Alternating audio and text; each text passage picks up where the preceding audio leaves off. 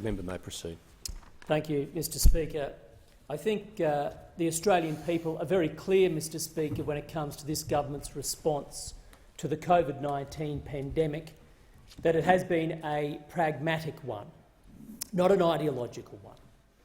It's been pragmatic and it's been successful, and the Australian people are very accustomed now to hearing the key principles upon which government measures have been based. Principles including the need for them to be targeted, to be temporary and to be commensurate or proportionate. What has been accentuated less so, Mr Speaker, has been some of the ideals that have underpinned the government's response. And one such ideal is the importance of the business sector, the importance of private enterprise and the Australian workers who are part of the private system. Such is the strength of the faith that we have in business, that the key measures to ensure that the Australian economy and its supply chains are maintained throughout the pandemic have relied principally on the business sector. Of course, people are familiar with the JobKeeper program, a program that was not established as some shiny new mechanism, creating something completely afresh, new IT systems.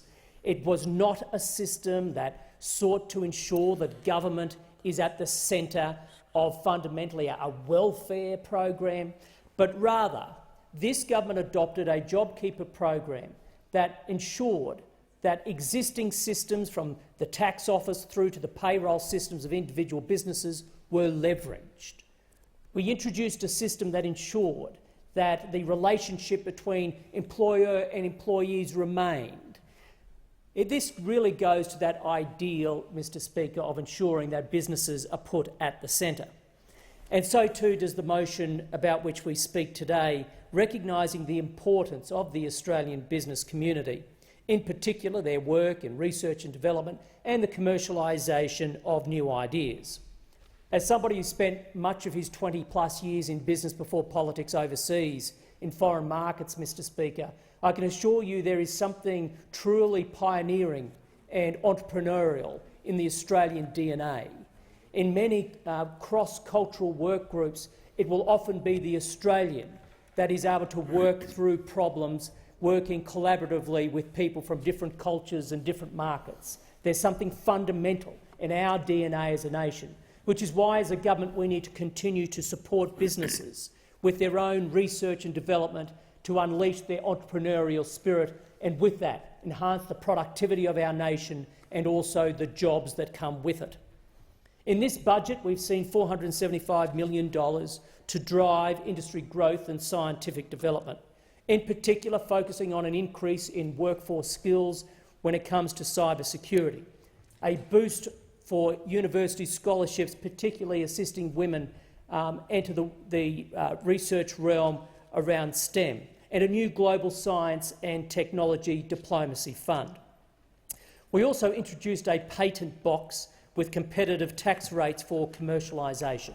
These new measures, Mr Speaker, build on existing schemes and programs through the CSIRO, CSIRO, the R&D Tax Incentive Scheme, Entrepreneurs Program, the Business Research and Innovation Initiative and the CRCs, the Cooperative Research Centres.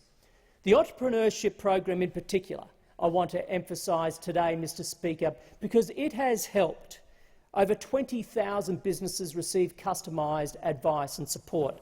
531 businesses have received acceleration commercialisation grants. And these grants are critical to ensure world-class technology continues to be led from Australia.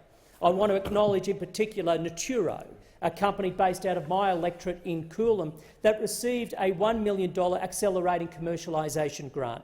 Naturo are building a pilot manufacturing plant that will allow a world-first patented technology for processing milk that is not only more superior from a nutritional point of view, but has the capacity for 60-day shelf life. Now, that's innovation, that's Australia, that's what this government supports.